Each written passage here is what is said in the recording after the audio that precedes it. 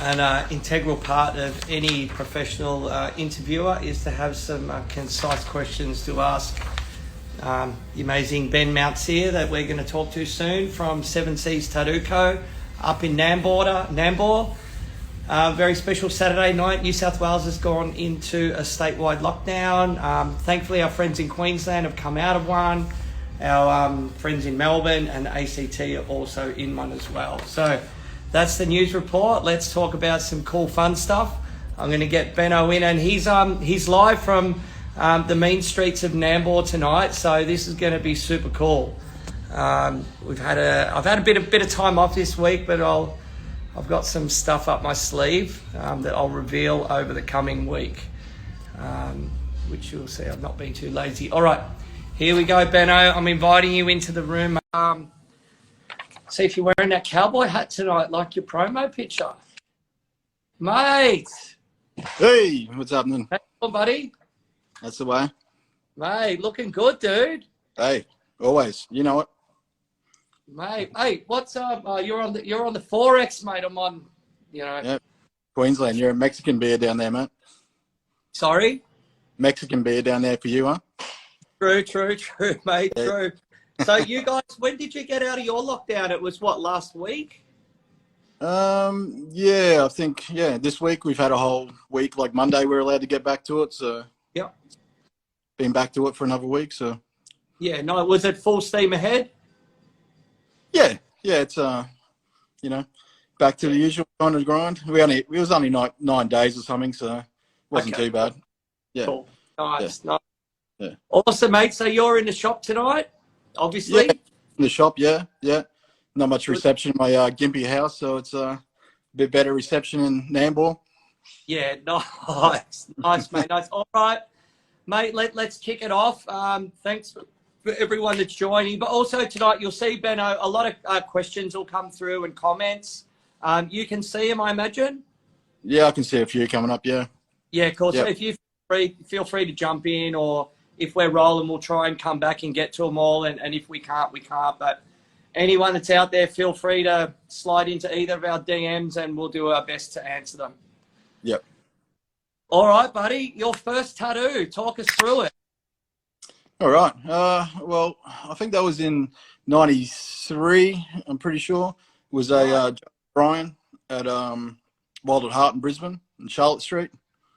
So Brian? Sorry.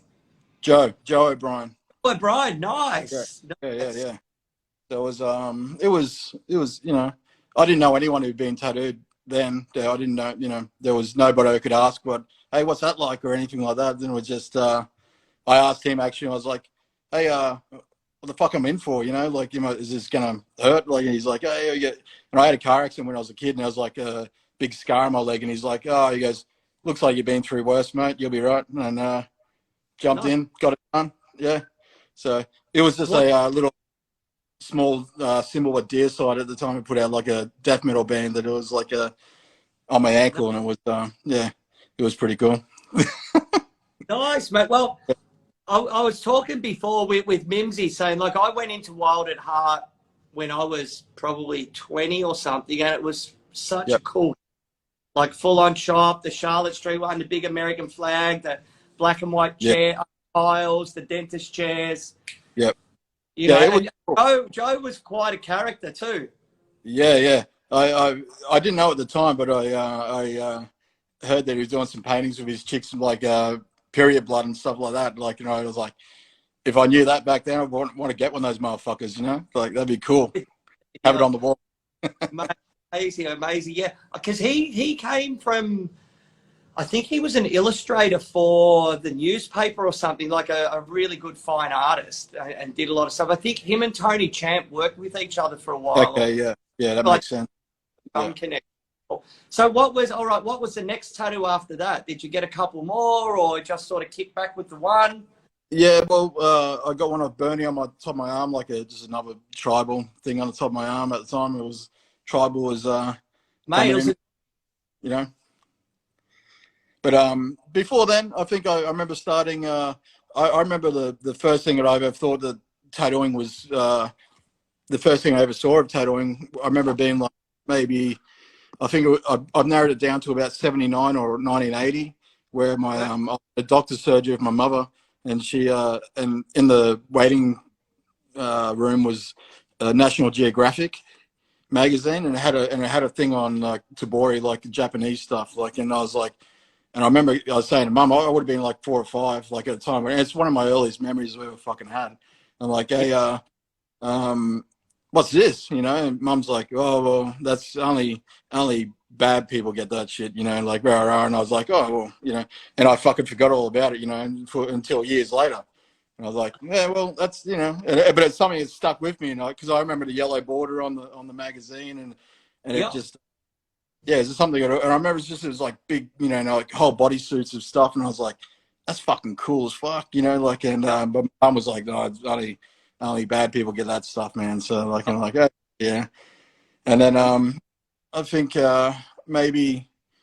Or a bunch later, like after that, I started getting like in when I once got to like, you know, grade 7 and stuff, like this music was bringing me into tattoos, like, you know, like the bands what I was like seeing was like, you know, there was like like Rose Tattoo and you know, Guns N' Roses and stuff like that, like Kid Row, Poison.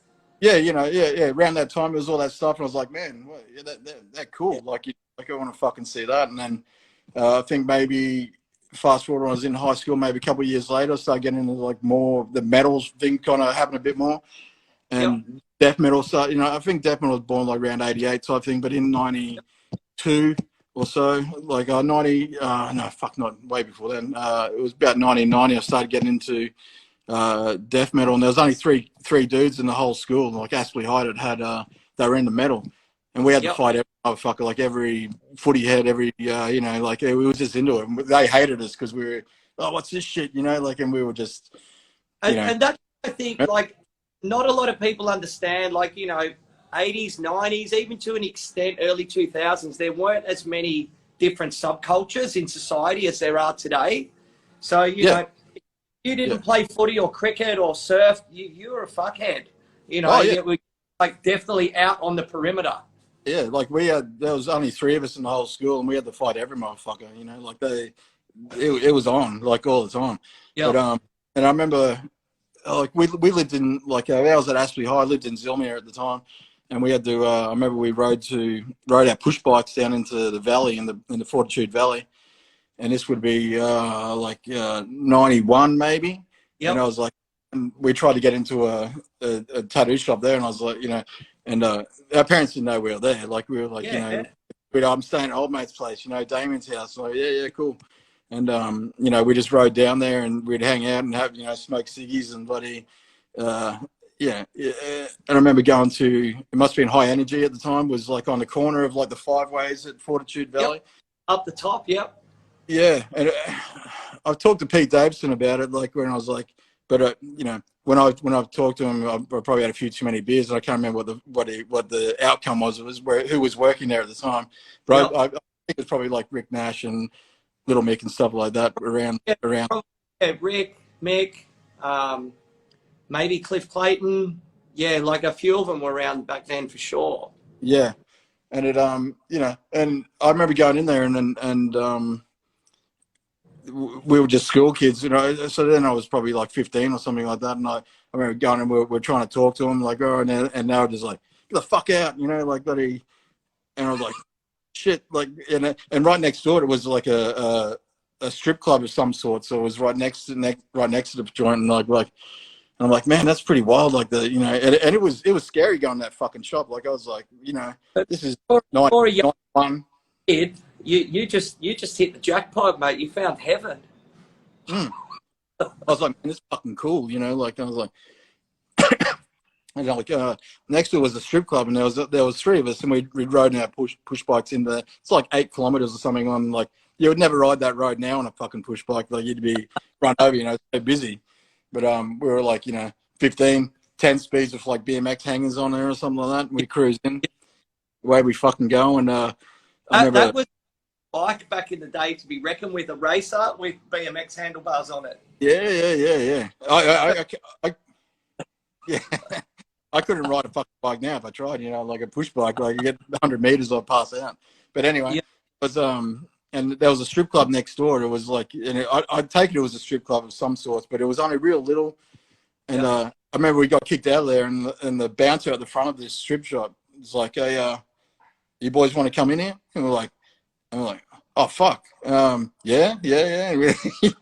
And Chris and he goes, "All right, well," and you come in, and I could, you know, you could tell on the girls' faces that they're like, "Oh, yeah, these young fellas are way too young to be the fucking here," and they're like, "Hey, you guys got any money?" And we're like. And I think between us we had like, you know, $6 or something like that. And back then it would have bought 2 packs of ciggies or something, you know. And it was, and we're like, "Oh yeah, got like $6." And they're like, "Oh well, you're not gonna get it," you know. And we're like, "Oh," all right.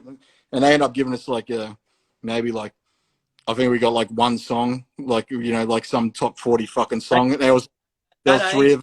Probably more than enough. Yeah, there was like 3 of them that had nothing else to fucking do. There was no one else in there, and it was just like a little tiny room. They put a ghetto drum, the tape, fucking press play.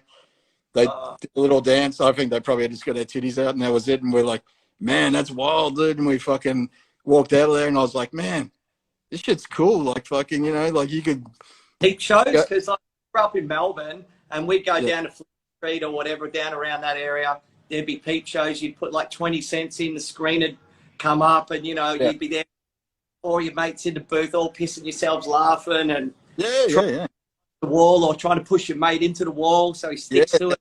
Yeah. Get the jizz mopper out, man. You know, like is that? But we're like, so I was like, man, this is fucking cool. Like, you know, this is part of town's fucking rad. Like, and it's like, you know, and that was probably I was like, man, imagine being a tattooist. Like, you could tell people to get the fuck out of my shop. Like, you know, no worries. There's like strippers next door. It's fucking, how, you know, this is great. Like, how could you not go fucking past that? You know, like.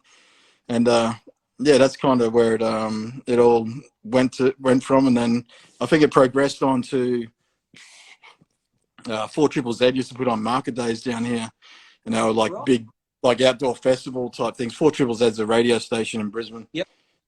And they would put on like metal type bands in a park and on the back of truck trailers and stuff like that. Yeah, cool. And we were just death metal. I was total just death metal, like all the way by then. And I remember we watched Misery, which was a local Brisbane band, and then I probably went to after they finished. It was like I heard this everyone just ran to this other fucking stage. I was like, and they started playing, and I had no interest. We were like, me and my mates were like, and I was like, oh, so man, that sounds kind of fucking cool. And I looked over, and I was just like, this band is totally covered in fucking tattoos everywhere. And I've been to Dream Killers. Yes, there you go. And I was like, whoa, fuck. And like went over there and started moshing and got into it. I was like, man, these fucking dudes are cool as fuck, you know, like, and and I think they got a lot of tattooing done at High Energy in the Valley.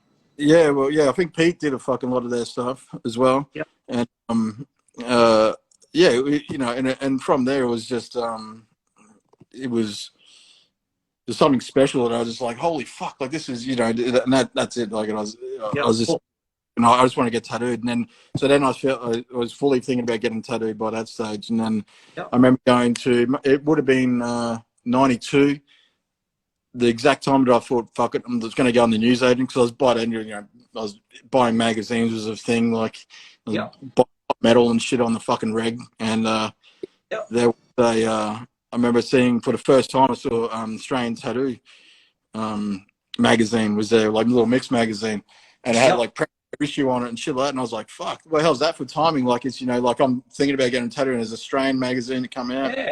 And I was like, and that shit just blew my mind. Like, I was like, man, this, you know, it's great. Yeah. Mate, it was, but mate, remember then as well, you'd go to the newsagent and you'd spend, if it was a good owner of the newsagents, you'd spend 45 minutes there going through every fucking magazine. Yeah. And that magazine was fucking great. You know, like Was that the Right to Bear Arms? The guy in the that was issue 2. Number one had Les Bowen on the front cover. Yeah. So in the same year, sort of, you know, and that's kind of where I started. Yeah, and then I went and saw I'd already got kicked out of High Energy a couple of years before then, so I end up and in that magazine I end up seeing like a bunch of other stuff where Bernie Osweski's stuff was like, you know, like that Mongolian fucking dude that was in all the international It and was that. calm, yeah. Yeah, they All the gold, everything. Yep.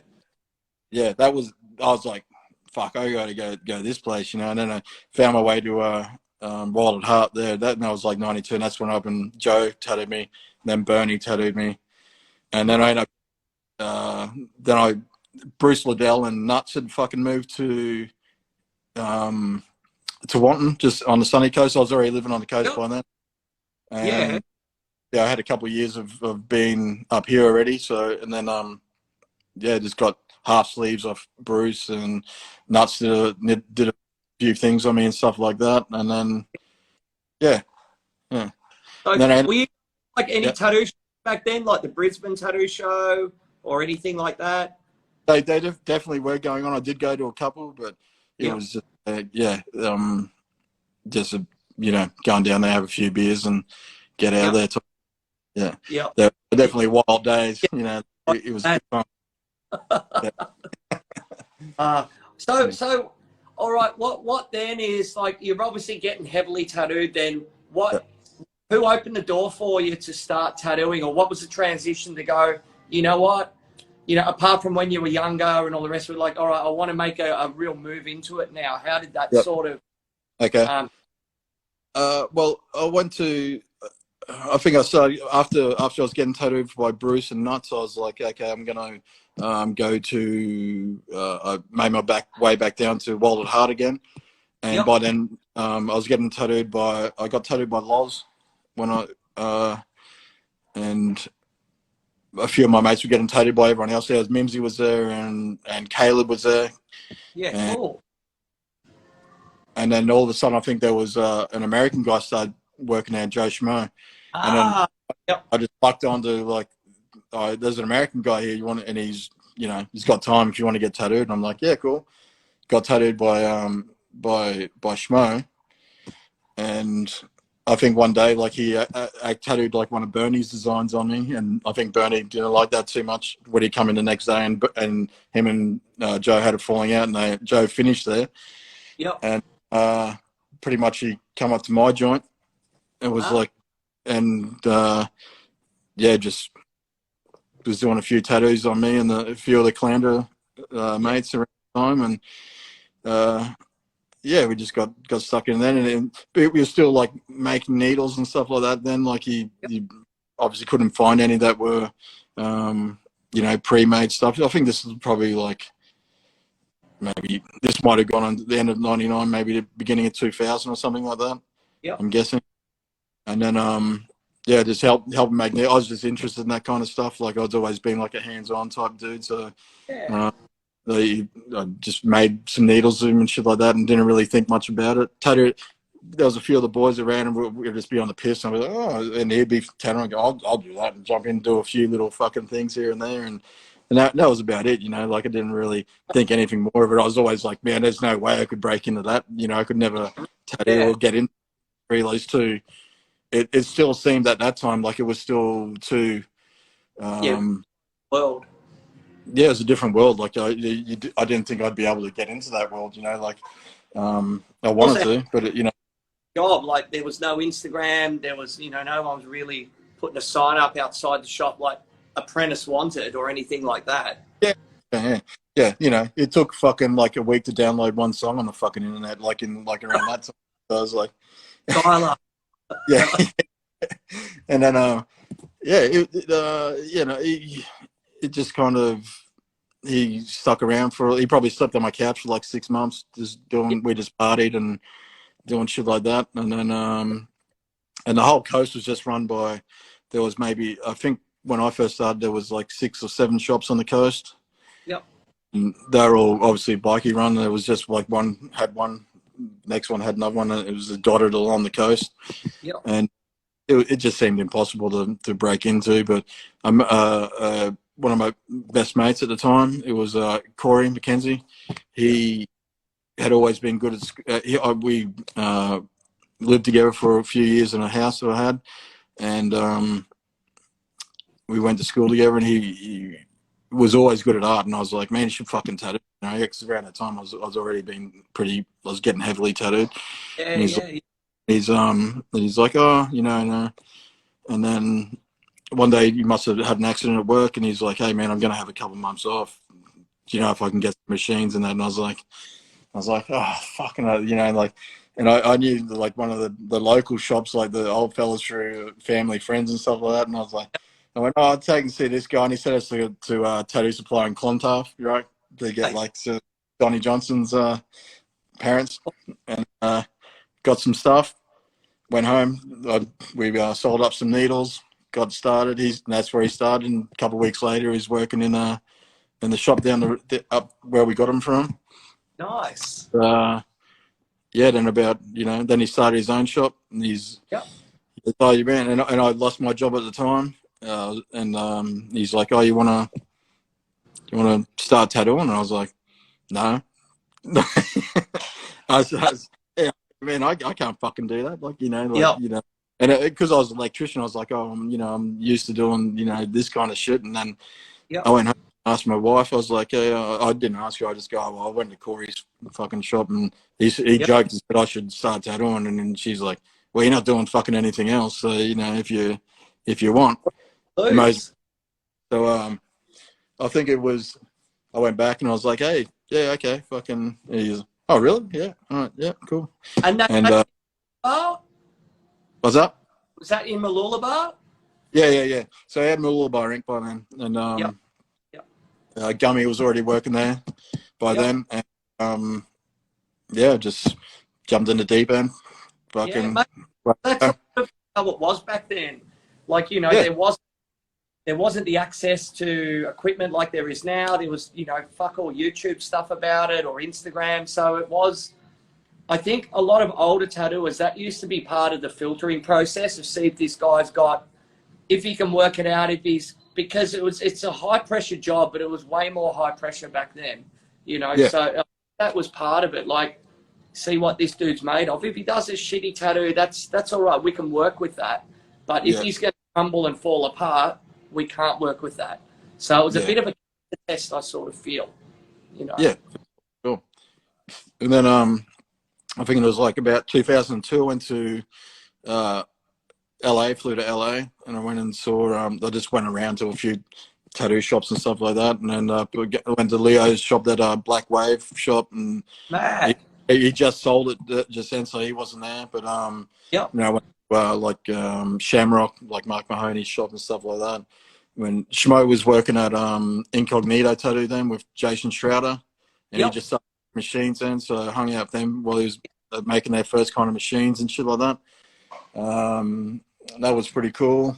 Then I went to San Francisco, went to not Lel Hardy, Ed Hardy's shop and Lyle shop and that stuff like that. And then and it ended up going to. Did you and Link go over for the Lyle Tuttle anniversary or whatever that thing was, like a big party or a party?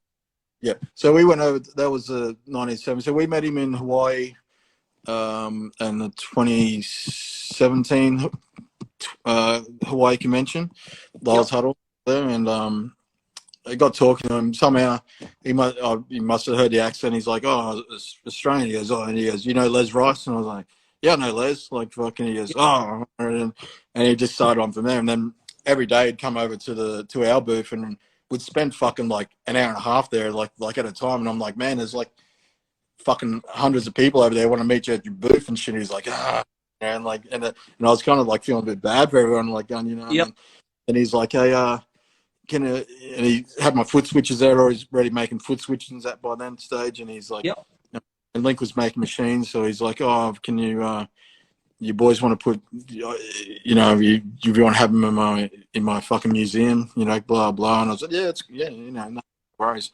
So I wanted to put the machines. He goes, you're going to have to sign them though. You're going to have to, because we didn't have, it was just, fucking machines and switches with nothing on them. He goes, you have to engrave your names on them because then, you know, there's too many people. And I was going, you know, okay, yeah. So we had to come back to Australia and engrave some shit and send it back over to him and stuff. And then he sent a mess. Then he sent an email to us going, "Hey, I'm going to have a 70th tattooing fucking party, you know, like Yep. rah rah in San Francisco, blah blah." And I was like, "They're like, hey, fuck, there's probably not too many people in Australia got sent. You know, I don't know. Like, there might have been, I don't know, what fucking 20 people maybe might have got that email. I don't know. Like but I go, yeah, it's pretty cool. Like and he's like, all right, we're going. So he bought the tickets and we fucking away we went. But and that was a good time. Like that was an awesome time. Like we just I remember when we got into New Zealand, we got off and there must have been planes like interchanging stuff and stuff like that. And I seen Bev, like Cindy Ray was bloody there with Tracy P. Yep. And like I'm like, fuck, man, there's fucking Bev's over there. Like fucking, I hadn't never met her, and he's like, oh shit, like, and ended up being on the same plane. Like she was like in the seat in front of us, like just there. And I was like, Wow. all right, hey, go on the Lyle's thing. She's like, yeah, and then all weekend we kind of just whenever we ran, hey, what's going? She's lovely, like Bev's, like, you know, great. So Tracy's nice, and but yeah, we got there. And I remember we were cruising in, and we got a fucking Uber or something from the airport. And Link's going, he goes, "Hey man, I just googled this place we're fucking staying." He goes, "You're gonna fucking love it." He goes, the reviews on it said that there's like a review from someone who stayed there, and he goes, "Yeah, I had a nice night, and I woke up in the morning and I opened my window up, and there's someone fucking shooting up in their dick, like fucking out my front window, like fucking rah rah." And it was like, Please say it was the Tenderloin. yeah. So it ended up being like, it was just a little south of Market Street, so it ended up being like right in the Tenderloin. So we had to walk through there every fucking day, and I'm like, oh yeah. And I'd been to 20 years before I'd been to San Francisco, and I was like, man, that doesn't sound like this place, you know, this fucking, you know, what San Francisco. And dudes are just like you say, blatantly shooting up in the street, like no fucking given. Like, yeah, you know, and some people you meet, you go, oh, I just walked through the Tenderloin. They're like, what the fuck's wrong with you? And I'm like, no, nothing. I just wanted to go check it out and, you know, have a laugh. They're like, yeah, we had to walk through there every fucking day, you know, on the way there and that. And we'd come in like 2 a.m, fucking after because Lyle's thing went for like 3 nights, and you know, it was just, I just come home at like 2 a.m, and we, you know, it was like, fucking get some pizza, and there'd be people fucking guns. You'd hear gunshots all fucking night, and bloody people doing all, you know, stepping over shit, and people bloody, you know, people fucking ODing everywhere, and it was, you know, a different. And then people like, oh fuck, Namble's fucking bad, man. You know, I go, you ain't been around, motherfucker. Like,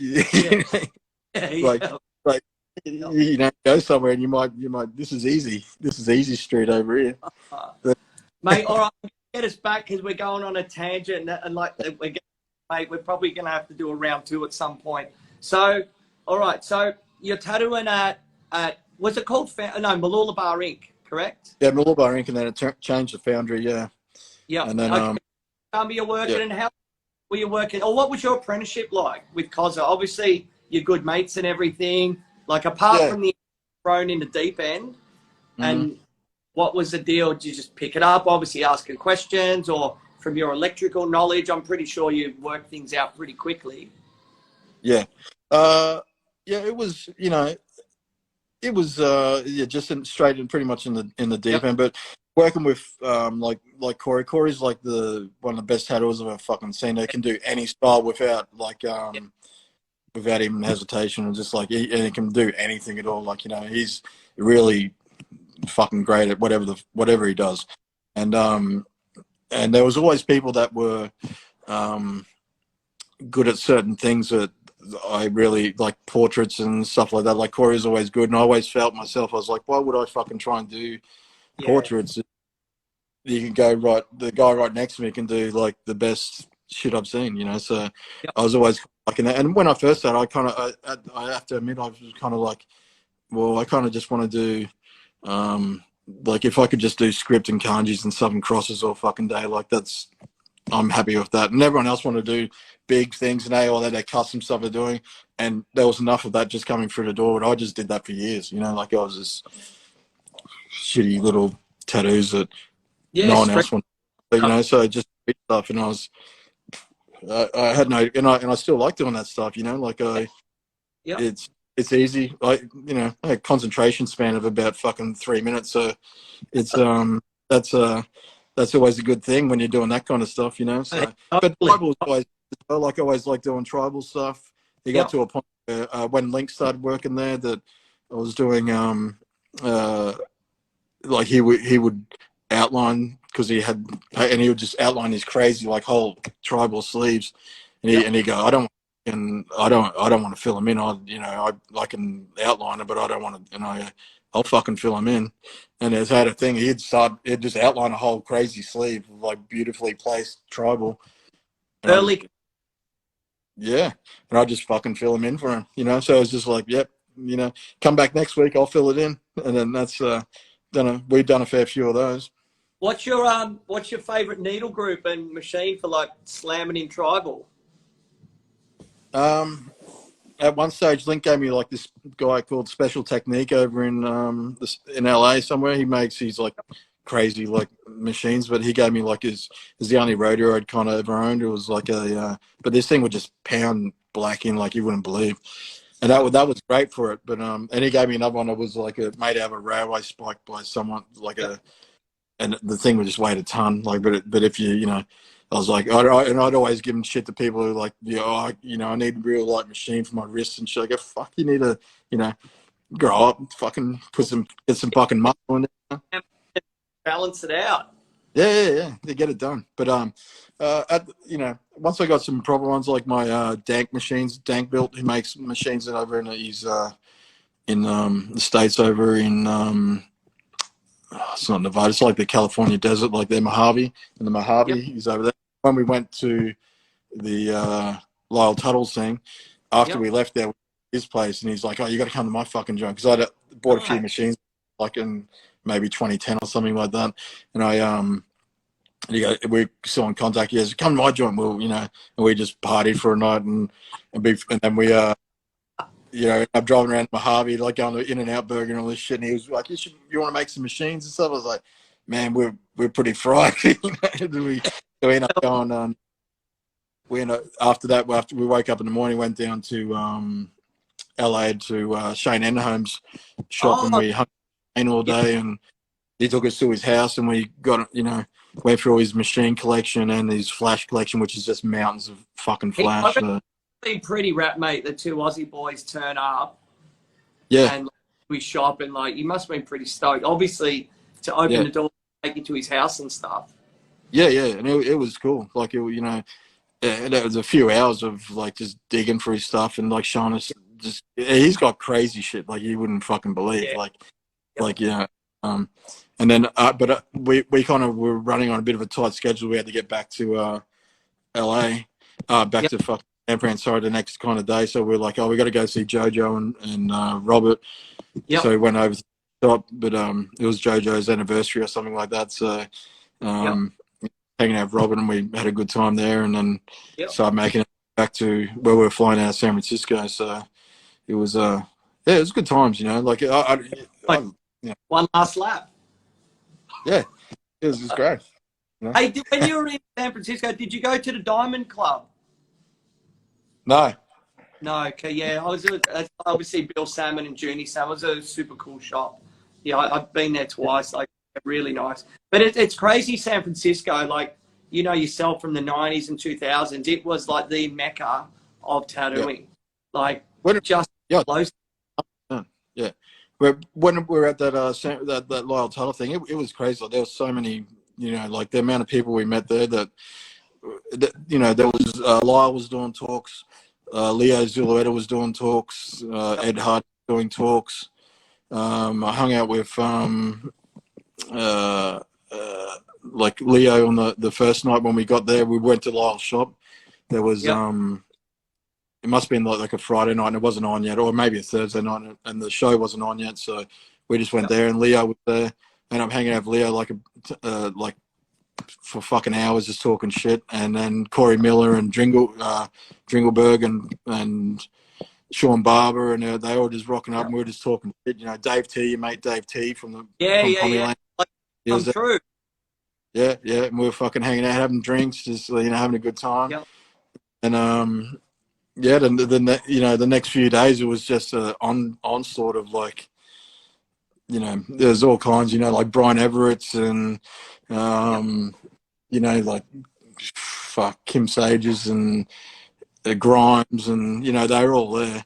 And I remember at one stage I was having a few drinks with Corey Miller and Selba, which is if anyone's in old skateboarding stuff, Selba he still is a fucking legend of skateboarding. Yep. They played a band. They had the band there, and they had a Powerflex 5, I think their band is, but they changed their name to the Tuttles or something for this one gig for like 3 days they played. So I ended up getting on a few drinks with them, and Rambo from the UK.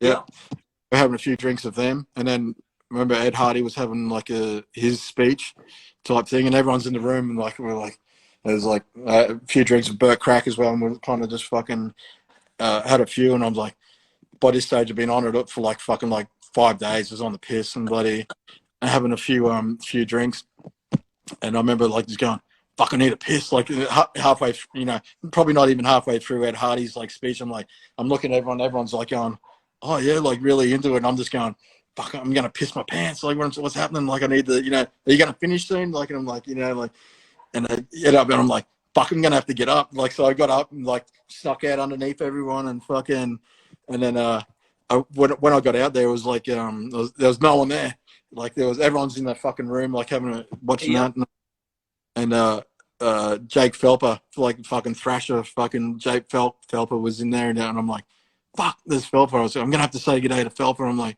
hey man, fucking rah, and he goes, oh man, fucking, he goes, oh, Australian, like, I'm like, yeah, and he goes, Queenslander, and I go, holy fuck, like you're a good dude, like, and he goes, and then he goes, whereabouts? So I said Sunshine Coast, and he started just talking about all skateboard parks and stuff on the Sunshine Coast, and yeah, man, fucking great, So if I didn't leave there and then he would have come in and out like, and I was like, okay, cool, like fucking got a photo of him and like fucking, hey, this is great, like, and then went for a piss, come back out, fucking got back in there, and it must have went for that. Must need another one at some fucking stage, and then I cruised that again. Then the next one was Freddie Corbin was fucking walking into that one for the next piss I went out for. I'm like, wow. Like, and he was like talking to some dude who must have opened up a shop just down the fucking road, some bikey dude, and he goes, this dude's like, oh man, I opened up, he goes, oh man, I don't fucking want to hear your shit, like, who cares, like, you opened your shop, fucking good luck to you, like fucking and I go, hey dude, I'm just, just from Australia, I'm just coming in and fucking, and he goes, and that dude left, and he goes, thanks for coming to save my ass in that one, man. I don't want to talk to these cunts, fucking I'm like, yeah, I got a photo of him, like fucking just hanging out, and then for like a minute, went back in, saw the rest of Ed's fucking thing, but that was great. Like that whole fucking weekend was just awesome. So many fucking people. I'm sure I'm forgetting like a million fucking people that were there. Mate, I'm watching all your guys' stories and a lot of the people you mentioned, like, on Instagram, just going, fuck. That was so good, mate. It was like, like when you see big conventions around the world, you just like, everyone's pumping all their stories. But to me, man, that was, phenomenal. And like, what a special thing to be involved in. Hey, we've just got a few comments coming through. So Sam Rules has asked the question there, Beno. Does the mullet work to stabilize your lines while tattooing? No, nothing can do that, man. Then Marcel's like, so rad. She's a big skate fan as well. Neil said hello, and then Luke's like, yeah, Freddie fucking rules. Yeah. So, mate, good times. All right, so we've got about 20 minutes left. Let's talk about, because where did you go after Foundry? Is that when you went to Nambour?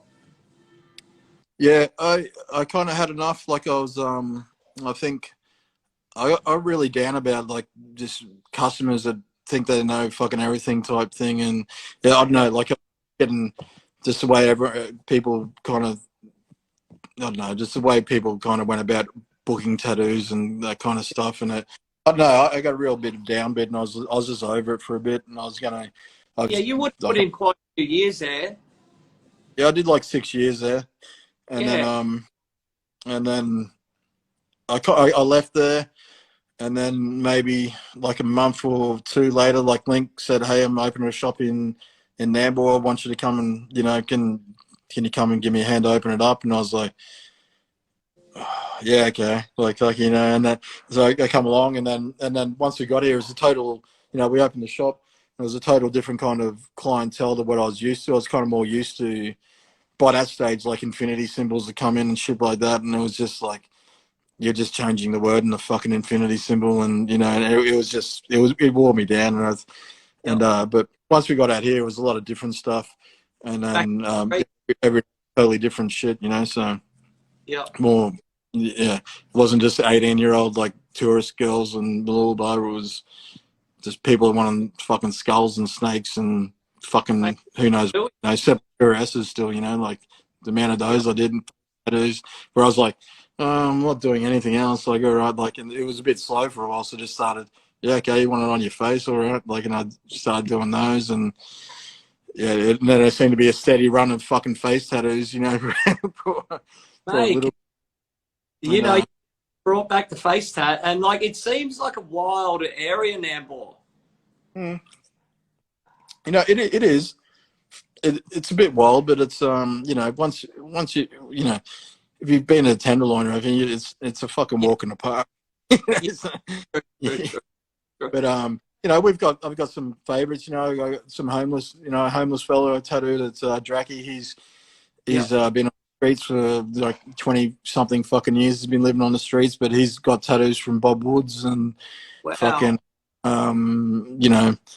a lot of old, like Sydney fucking tattoos and that, but who I'm like, man, like when he first came in, I was like, oh, fucking, like here we go, and I ended up tattooing like just names, like he just wants names, and I was like, man, all right, no, and at the beginning, because he kind of come in a few times beforehand, and we knew he was homeless, and I'm like, fuck, how am I going to charge this guy for fucking it? But at the same time, not, be fucking like, they're going to go by $100. Like, fuck, you can't afford $100. I'm like, all right, man, like, give me fucking $20. If you want 20, if you're $20, I'll do a fucking name on you, And he's like, okay, cool. So that just keeps him honest. And it was like, okay, cool. Well, so save him coming every day. Can I get another name over here? So I just kept doing $20 fuck. And I end up doing like, I don't know, like I've probably done 20 fucking names on him. And I've done some names twice, or 3 times, like fucking. Have you tattooed him? Huh? Have you tattooed your name on him? No, I have done Benny, but it was with someone else. But at first, after about the 10 point, I thought, man, this motherfucker's a serial killer or something, and he's just getting victims' names like tattooed on him and shit like that, And but I ended up going. There was after maybe the 5th one or shit, I'm like, man, and I was just going, I'm going straight off the fucking machine, like no stencils, just fucking, like, and then everyone's like, oh, straight off the gun, cunt, like that. I'm like, yeah, no worries. And what name you want this bit, man? And just fucking, yeah, okay, and there's this bit here, all right, fucking get it done, like today he's a character. He pops in like that. We've got lots of characters that just pop in, like it's and then they're crackheads and fucking, homeless people and fucking, and normal people pop in there like, what's up? Yeah. Everyone's got their issues and whatever, and if you can, make their day 5 minutes, 2 minutes, 30 seconds, hey mate, acknowledge them, because most of the stuff I ask them. So it's amazing. I'm all for it. I'm all for it. Like I don't, people go, what the fuck you let these people in, to come into the, I go, it doesn't, 2 minutes out of your day to fucking say what's happening, man. Like that's not gonna, it's not hurting me, man. And I'm like, yeah, what's going on? And that's it. I've had a girl that fucking used to get tattooed here. She gets fucked up. She had like people equal shit, like I did on a big tramp stamp on the back of a thing on the back there. And she she got killed down down a bridge down 200 meters Yep. from our shop. Like and it turns out next week, I think it's a year since that's happened. Aisha used to come in. She was fucking like a street person, but she sometimes would find somewhere to live every now and again. But when we tattoo her boyfriend, tattoo her, Yep. and there's this street shit that goes on, and she got killed like 200 meters down the fucking road. Some fucking other crackhead that fucking, Yep. it's a sad thing, man. But I got time, Yep. I got Hey, time. I'll drink with any motherfucker if they want to drink. I don't give a shit who the fuck they are. 100%. Especially now with all this craziness going on in the world, like, Yeah. you're doing a great thing, man, and you do it with style and humor, and you can see on your stories and stuff that they're all loving it as well, and good to be part of it. So let's quickly go on to the Australian tattoo history thing, because you originally started it off, didn't you? The Australian history tattoo page. I started that just because I was like, I wouldn't. I was trying to, I just wanted to see old people getting old history shit out, and before people inherit it and go, what's this shit, and throw it in the fucking bin. Like that's what I, photos, fucking business cards, whatever the hell it's going to be. Like there's going to be a whole of like stuff like that where you can just easily people just, what's this shit, and throw it out. Like that's all I originally wanted. And then I remember I got a call from Gummy. He's like, hey, are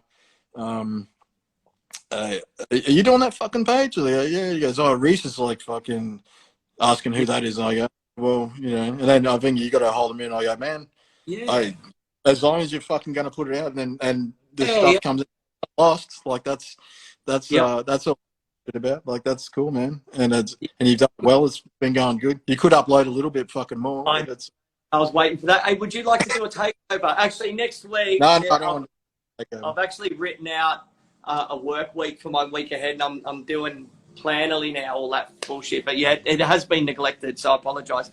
But how cool was it when we went to Greg's? Yeah, mate, that's still one of the best nights I've ever fucking had. Like, that's I can't even explain. Like that, the shit was trying to get thrown out, and we're just like, fuck, save that, good times for sure. Like I joined, like he signed me up to the fucking King's Cross fucking tattoo club and that and shit like that. It's, just hanging around, having some beers, getting it on with him, listening to the stories, mate, just amazing stuff. So Sam Rules, while we're on the history thing, Sam Rules has asked, what are some of your most treasured tattoo treasures, Beno? Oh, fuck. That's a good one. Being when Link fucking when I Link started like this shop and he left me with a lot of cool shit. Like, and he's like, oh man, and it's I got so much fucking cool shit. I can't even be. But I've got cool like old pulley machines and like fuck. Old Borneo shit. I've got a fucking, where Lyle used to give you those, like the coins that were rolled through his fucking machine thing that had Lyle and had his phone number on it and shit like that. Like stuff like that, man. Like after Corey Miller played the fucking at Lyle's thing, I had Corey. I was like, hey man, can you sign those fucking drumsticks and give them to me? He goes, man, I just bought these motherfuckers. I'm like, yeah. And fucking Les was there. He goes, "Fuck, no one would ever think the fucking ask that." And I've got like fucking two like drumsticks and Corey Miller. It's just stupid. Like I've got I don't know. I've got to like I don't have enough. I can always use more stuff. If anyone wants to send stuff like that, it's easy. Mate, totally. Borderline's fucking sign and hung at the front of Surface. That's pretty special to me. I've got that. Yeah. Can you give us a quick tour of the shop on your phone? Mm-hmm. And walk through who's working in which, all that sort of stuff. Okay. There's so much cool flash behind you. Yeah, well, that goes all the way. I don't know, like it's all the way to the end type thing and down to the front. Like it's that thing there. I remember It's hard to do this. Yeah, nice. That's Lyle, that was a Lyle Tuttle thing that he signed to me when he gave me his foot switch type thing for the museum. I got the front. I'll show you the signs at the front. My mate Jimmy, he did all the hand painted signs at the front here. Yep. But it's Yeah, it's so cool. they're all fucking like hand painted. Man, it's hard to do this fucking thing. They should flip it around. It's dying skill. Big tattoo down there, yeah. It's but you know, fucking. Well, a real tattoo shop, mate. Yeah, it's you know, I like the way it looks like that old shit like that. You know, it's people come in and they're like, "Fuck, I haven't seen shit like this for a fucking while." You know, it looks like the '80s. I'm like, yeah, well, that's a compliment, man. I'm fucking stoked with that. You got a bunch of P.T.A.A gave me this sheet here. Yep. There you go. Amazing. Yep, I got that on Pete. Lyle gave me that one. These are from Sleep Masters. If they're coming up, I don't know.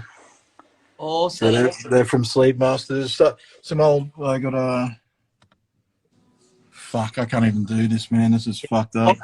There you go, Zeke Owens. Fucking acetates, stuff like that. Yep. Heaps of books and shit like that, man. Nice. This poster I got signed all the way when I was in Lyle Tuttle's fucking thing. Yep. It's all. Oh yeah, amazing. Like that. As all the people, like I was like, oh, maybe I'll get Lyle to sign it, and I was like, he signed it, and then fucking I was hanging out with someone else, was like, maybe you can sign it. And Ed Hardy came up, and I was like, oh yeah, okay, Ed, fucking. I was like talking to Ed, and he's like, yeah, I'll sign it, fucking. Amazing. And Leo, I gave Leo a fucking foot switch, like, because everyone goes, oh, if you get everyone knows like Leo fucking like $5 for doing tribal tattoos and shit like that. Like I'm like, hey man, and I brought him like I was doing his Borneo fucking rose foot switches at the time. Yep. And I took one over there because I knew it was going to be there, and I was like, wow. Hey Leo, man, here's your fucking. I've been doing your fucking tats for years, bro, and here's and I gave him the foot switch, and he's like, fuck man, like yeah, and it was like so nice, man. Like it's just like, yeah, it was the best. It was fucking sick. Yeah, bunch of stuff like up here. Got some old machines like a Bill Finesse machine. Nice. You can see in there. Old pulley machines for P.T.A.A fucking lighter. Mate, all right, we've got 7 minutes left, Beno. So let's bring it home with the goodness, right? So talk us through these and Switchfoot and how that all started and how people contact you and get them. Okay. I think the arm benches started when me and Link were opening up this, and I was like, well, I need some arm benches, so I just made a couple for the shop. Yep. And then I think maybe I probably posted on my Instagram, whatever. And I think the next person after that was like maybe Mitch 13 was like, hey, fuck, can I get one of those in my shop? And I was like, hey man, fuck, like yeah, cool, I can make you fucking one if you want, like fucking, and that was it. But once I made him one, like it was okay, and then everyone started going nuts, and I probably saw, I think I was in about 500 fucking foot switches at the moment, not foot switches, arm benches. Amazing. About 250 foot switches, 500 arm benches at the moment. So yeah, so cool. So Benji's just put a comment through. He's gone, on you, Beno. Bit disappointed in the amount of cans you've downed, mate. I know, I'm fucking talking too much. Well, apparently, when I interviewed Benji, he did 3/4 of a bottle of Ouzo. Oh, fuck off. You did not. Mate, me, I'm a lightweight. I'm on the Coronas. I've only had 2. What a Sydney. Yeah. Mate, so all right, let's talk about P.T.A.A. because you're Queensland State Rep, correct? Yep. And I'm New South Wales State Rep. So yeah, what's your role involved up in Queensland? Well, that kind of come about as just like another kind of by default, where I was just fucking in the right place at the right time or the wrong time, and it was I was had a big night with fucking Neil fucking and Chatham and Mooney and fucking Yep. Jeff Rhodes, and we had a big fucking night. And then the next day was the P.T.A.A. show, and fucking Yep. Jeff just pulls me aside and goes, "I think you're the man for fucking Queensland, man." And then I was like, I said, "Man, I have no idea what the fuck that entails, but if you want me to do something, Yep. I'm fucking there." And that ended up being what it is. So we ended up like, yeah, it's, and I had no idea that in that time, like there'd be fucking like Corona shit happening where people Yep. were going, "What the fuck are you gonna do for us, fucking rah?" And then same as like the ink thing that was happening up here. What do you guys fucking, I just thought, yeah, let's sign up and sign some people up, like fucking, but it's all Totally. cool, like, But it's like back to that thing, Beno. You love it so much. Jumping yeah, in at 10 for the apprenticeship back in the day, like you've got a beautiful shop. You've already given so much to the industry, and doing all the foot switches and armrests. It's, when you love something so much and someone asks you to do it that you respect, you got to say yes, and you got to yeah, give. man, like, man, when I was younger, I'd see like shops and and even in magazines, that P.T.A.A. stuff that was just like, man, that Yep. shit just seemed to be fucking like so far beyond anything I would ever fucking know or Yeah. anything. And then and then at the beginning of when I wanted to join, I was like, I mean, even if I could just join and fucking drink some old timers and who want to share Yep. some stories with me, man, I'd get my fucking money's worth in 2 fucking seconds, and that's what I've done. And I mean, I partied with some motherfuckers who were just like, the stories are just the best thing. I can't remember them Yep. because I've been on the piss too fucking much of them. So it's, it doesn't matter. But it's a good time, and it's fucking, Yep. and I wouldn't trade it for the world. It's just Mate, fucking yeah, the it's a best very, shit ever. yeah, I hold it dear to my heart as well. Yeah, It's yeah. super. Well, I know we both got a love for tattooing. That's fucking like it's good, man. But I remember one time I got oh, don't worry, keep going. I lost my All train of right, mate, thought. left, right. So just give us a quick rundown of who's working at your shop, Okay. and the best people to like book in and all that sort Yep. of stuff. Yep. So I've got Lloyd works here. Lloyd Gowdy. He does real nice black and grey. Not like realistic black and grey, but like nice, cool, Yep. like old school kind of black and grey stuff. Then I've got myself, and then Jackson works here. Jackson used to work down in Nelson's shop down in Oh, at Solid Forge. yep, with And Pucker. Yep. with Pucker, yeah, and Pucker and Nelson. And he's going really good. We fucking love having him around. Um, then we've got Rich Hardy does a few days here and there, maybe a couple of days a week. He's going pretty cool.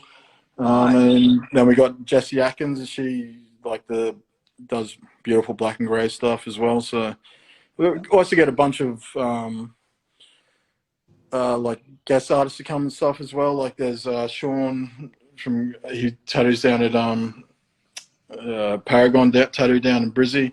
Yep. Driz comes up every now and again. Eric every now and again. We've got actually at the end of at the beginning of next month, September 11th. There's a painting gallery fucking exhibition type thing. What Clint Steele and Eric Bruckner fucking put on. Oh, yeah, yeah, yep, yep, The Hang-Ups. It's called Hang-Ups. I got yep. a painting in there, and Jesse has a painting in there. Cool. And it's 20 something Brisbane's tattoo artists that fucking just put their stuff on these Cool. big scroll things. Last year they have it every year type thing, like for Yeah, the last couple of years. Yep. good tattoo. Yeah.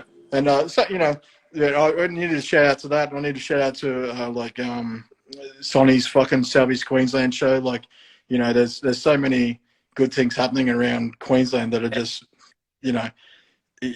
Sonny's show is just fucking you can't go wrong. It's the best. Yeah, It's got it's not a soulless fucking exposition like. Yeah, yeah, a it's bunch not a of fucking for convention it. center fucking tattoo fucking show. It's the real deal, Yep, and it fucking rips. And yep. and yeah, just all that kind of bullshit, man. Don't But worry, Jackson. There's Tucker and Nelson are lined up for the future. All right, Beno.